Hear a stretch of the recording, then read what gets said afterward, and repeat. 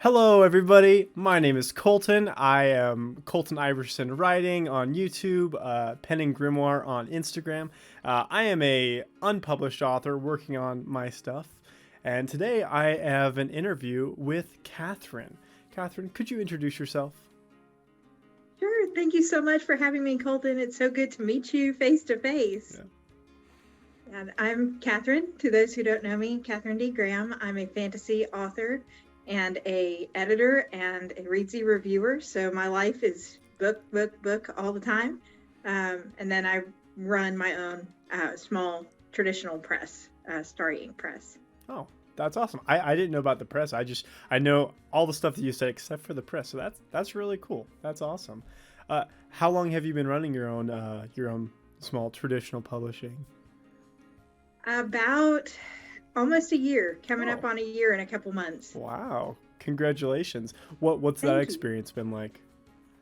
It's been great. The authors that I've signed have been fantastic. Their stories are amazing. I'm really excited to put them out in the world.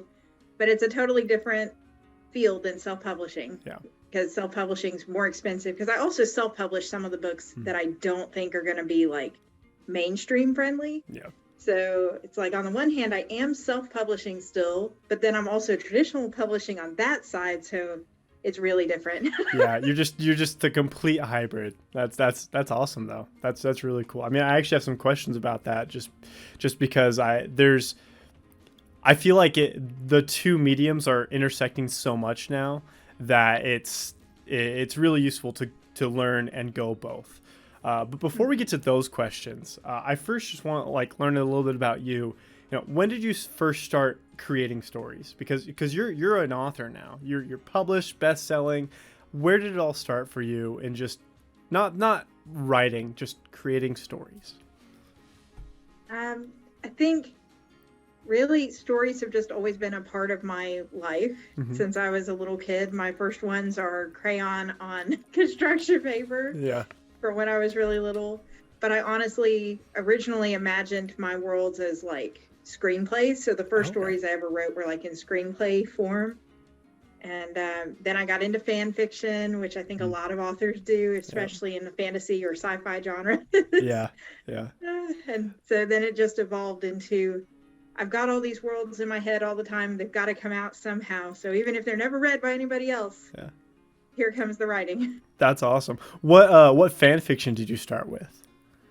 My first fan fictions were Star Wars. Okay. Oh, that's really cool. Really cool. Very nice. And then Lord of the Rings came later in high school. And then some Dragonheart. And then Okay. a lot of Japanese related stuff from like Rurouni Kenshin and stuff Oh, like okay. that. Wow. Do you have a favorite anime and manga? Yeah. Kenshin's probably my number one favorite. And then probably Inuyasha, although it did stretch on a little long. There's a few that they stretch on a while, but you know, any mangaka that can go for that long is impressive in my book. So that's really cool. So I mean, just going off of all that, the fan fiction and everything, what are some of your writing inspirations? You know, it could be like authors, stories, just ideas. Where does it come from for you? Most of my books that I'm writing now, the ones that are published, are ones that I had dreams about Okay. because I have very vivid dreams. And then I want to know what happens. So I end up writing a story to go with them. The Violet Twisted Fate, which is the Amazon best-selling novel that I wrote and put out last year. I had a dream about the most crucial scene in the book, which is where the heroine gets pulled out of her innocent world that's never known evil into a world that is only evil. Oh, wow. And encounters the evil sorceress. And when I woke up, I was like, no, I have to know what happened. That's crazy. So do you have a lot of really vivid dreams? Yeah. Unfortunately for my siblings growing up. Oh man, did you ever have night terrors that just oh, okay, yeah, I feel so bad for my brother who I shared a room with because yeah, I had night terrors as well, and he was so upset. He hated it, but yeah, so I get that. I get that. Dang. Turn them into books. It's all good. Yeah, exactly. No, that's what I'm trying to do. So yeah, that's really cool. So other than your dreams, are there any authors that kind of inspire you that give you the motivation to keep writing? Yeah, I mean, I grew up reading like crazy. I'm a huge bibliophile, but really, I love the style of Tolkien Hmm. and the style of C.S. Lewis, but that's not necessarily current. Yeah. And it was Amelia Atwater Rhodes who wrote Hawk Song and Snake Charm, which are the first shifter books I ever read as a Okay. young adult, that made me realize that women could be an author Mm. in a genre that was very, at that time, male dominated, and self-publishing wasn't a thing. Yeah. Back then, it's like, you don't get signed with one of the big five, you're not getting signed at all. Hmm. And but just reading her book and knowing that she put out her first books when she was a young adult made it real to me, that like, Yeah. oh, anybody can do this. This is something you can actually do and love, and Yeah. that's been one of the biggest inspirations for me. That's fantastic. You're right. The genre is populated by men. Men authors. There are plenty of awesome female characters, but lots of male authors. So yeah, that's really cool that you were inspired by that, and maybe she'll never know that, but I'm sure that's just sorry, I don't know how to say it. That's just so cool that you were able to take that, and it's shaped. It seems like it's shaped your life. So, Yeah. It's very empowering. So if Amelia's ever watching this, thank you. hey, if anybody's ever watching this, thank you. But yeah, that's yeah. Have you ever tried to like contact her and like talk to her at all? Not really. I follow her on Twitter, Okay. and occasionally I'll drop a comment on a post or anything. But ultimately, I'm just, a fan reading Yeah. books. Although I realize, being in this community, the author community, just how real people are, especially when you hit the bestseller list and nothing about your life changes. Yeah. And you're like, I'm still the same person I was yesterday. That bestseller tag just adds a tag to your name. So I've gotten to meet so many people in the indie author community, like Dele Tao did a live with me earlier this year. And I was like starstruck, because coming into this industry, I was like, oh my gosh, that's Dele Tao. Yeah. But yeah, these are all great, real people and kind people. Yeah. Well, I just think out of all the communities I've been in, I've been in a good amount where I've grown and I made lots of friends in them. But I've just, in the short time that I've really been trying to meet a lot of people in community, so many people are so responsive and just so kind. And I think we love telling stories and we love sharing with people. So it's just who we are. Yeah, absolutely. Yeah. No, I think that's fantastic. And I mean, actually, that's a great segue to my next question. You have a really good online presence. You post a lot of YouTube. You interact on Instagram a lot. Do you feel that helps at least indie authors and maybe traditional authors be more successful these days? I think so, because really, for indie authors, we are all in this together as a community. And that might be a new mindset for some people. Like, if you got signed by Random House or another one of the big presses, and you have a book that flops, that's okay. Yep. Nobody's going to say, I'm never reading Random House again.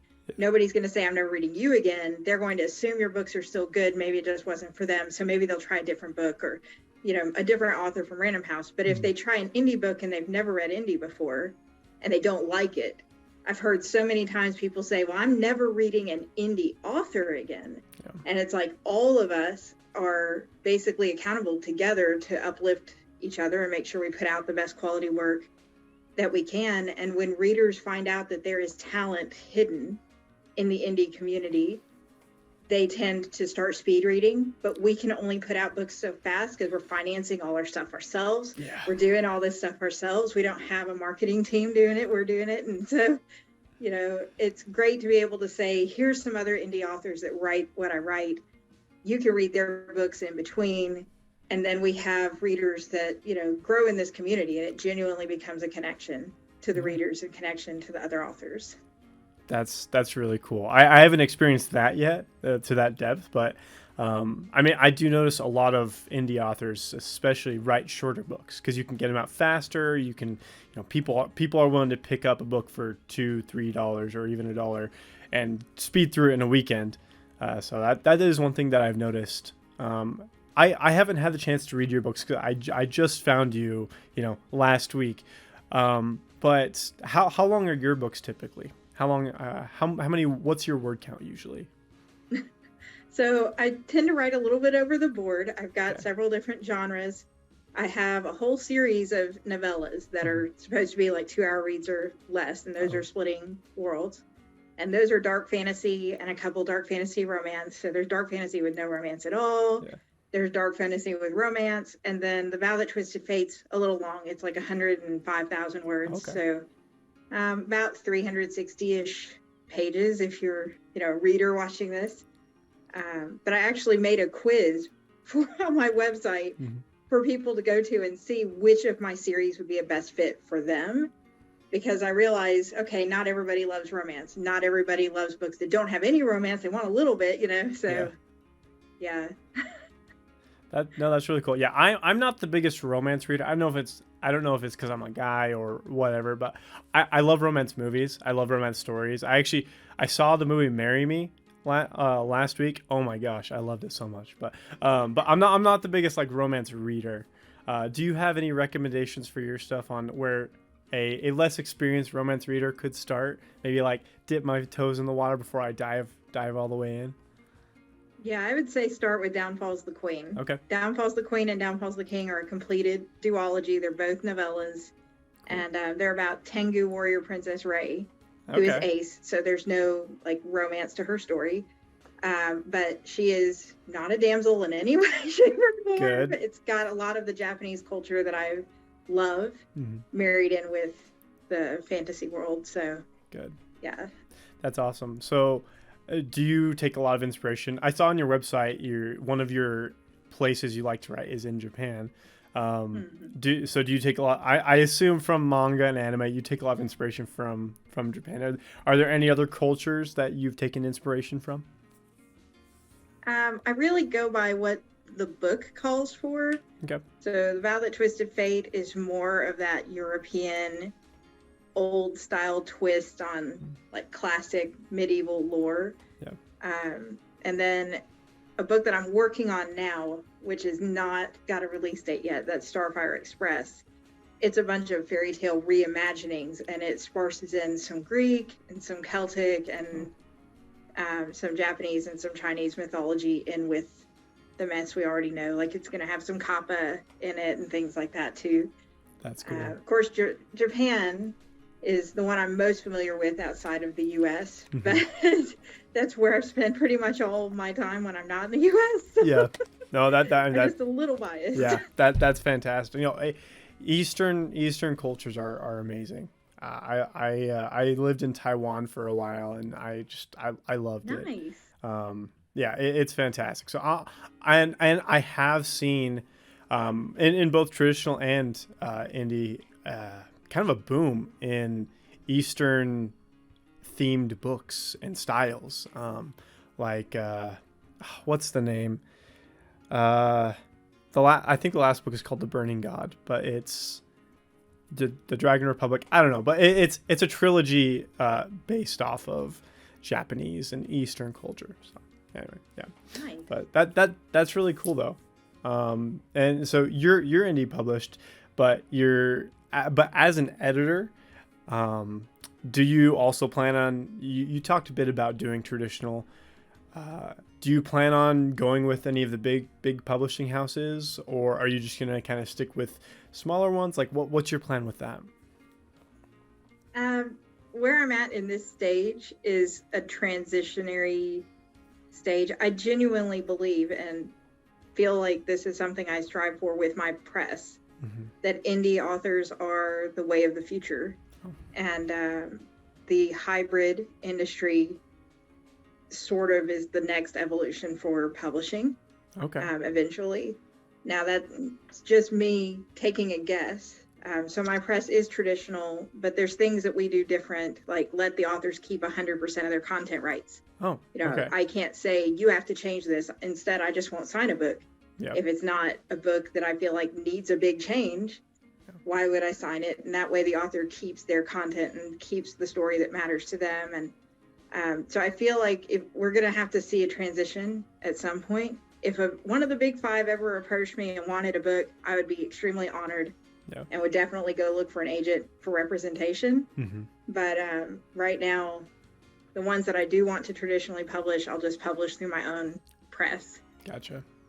I think that's really cool. Because I think as more traditionally published authors have gained a social media following and actually do share what it's like, I think it's interesting how much we learn about the industry, which I think why a lot of people are going self-published, because you have so much more freedom because you have to take care of everything.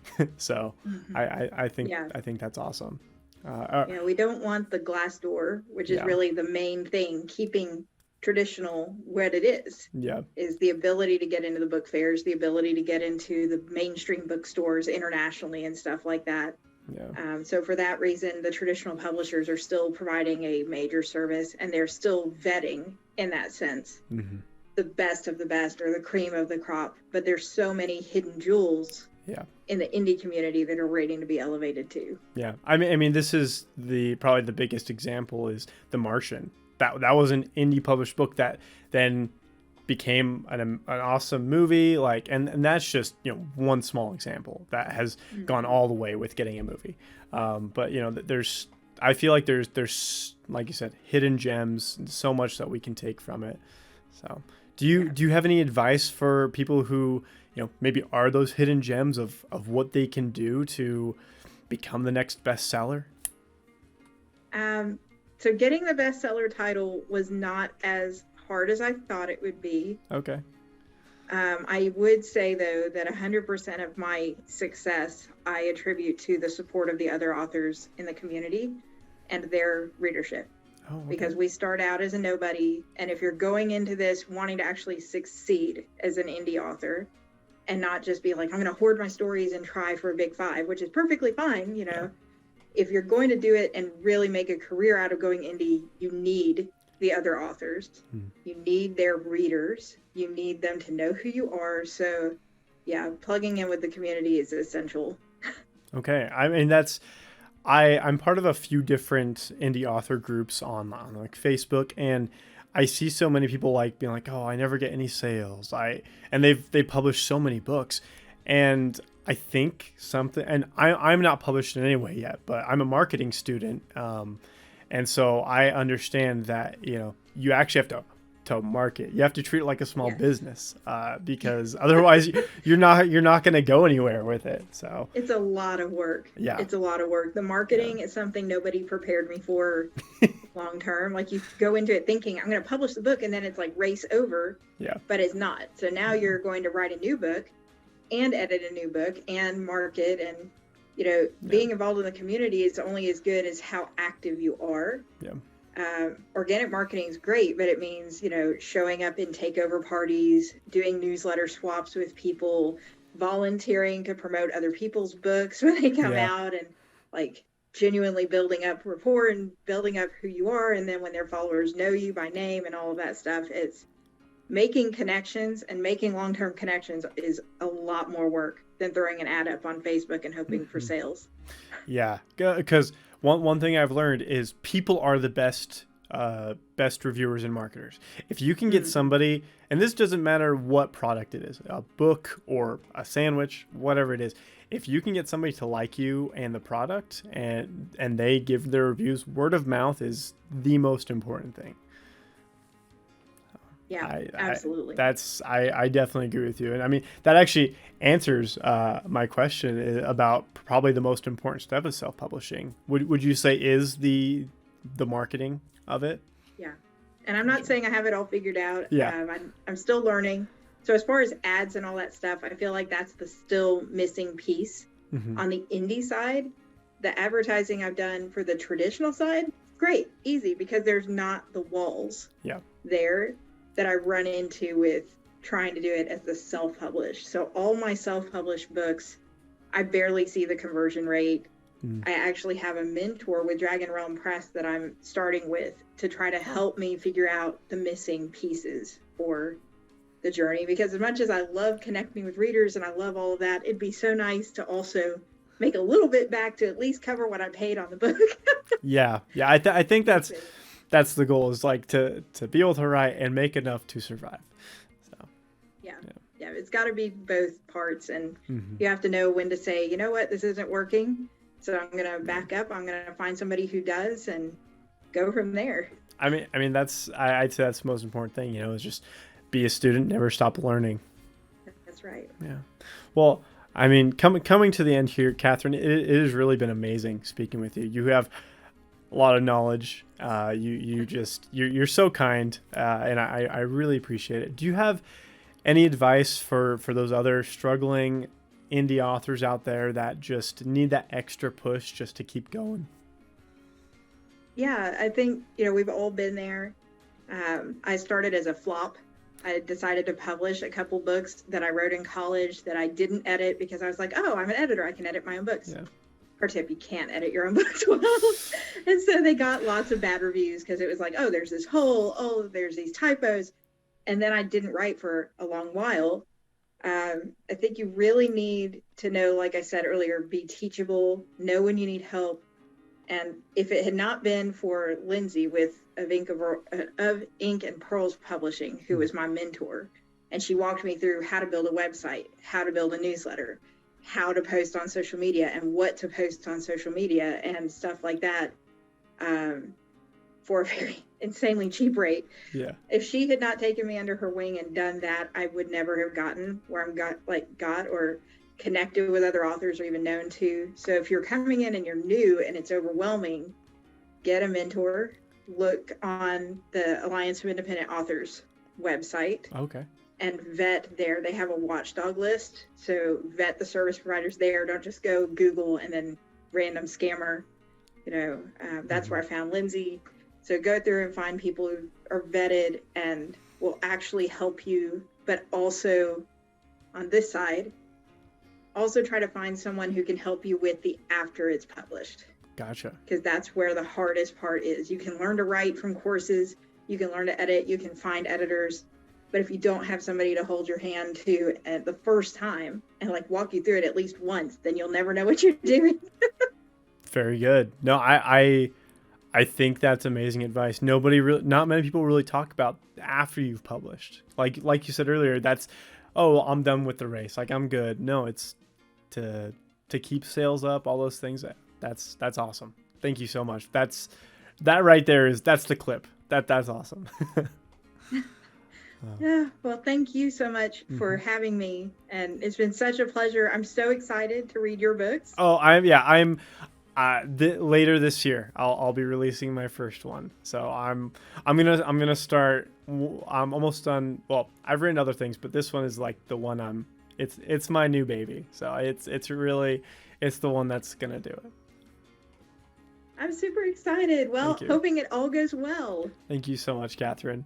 Well, is there what do you want to shout out to anybody out watching, to tell them what you want to promote? Hello, everybody. No, seriously, you guys, thank you all for watching. If you're an author, I commend you so much. I'm so excited. You can find me on Instagram or my website, www.kathrinedgraham.com, and connect with my socials through there. I'm always happy to give new authors shout outs on my social media and stuff. So yeah, come check me out. We'll get plugged into the community. Good. That's awesome. Yeah. Like she said earlier, it's connect with people, and we all rise together. That's right. Okay. Well, thank you so much again. Of course. Everybody out there, thank you for watching. All of Kathrine's stuff will be in the description below. Check out her stuff.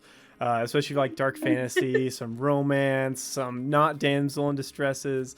She has it for you. So thank you guys. Have a good day.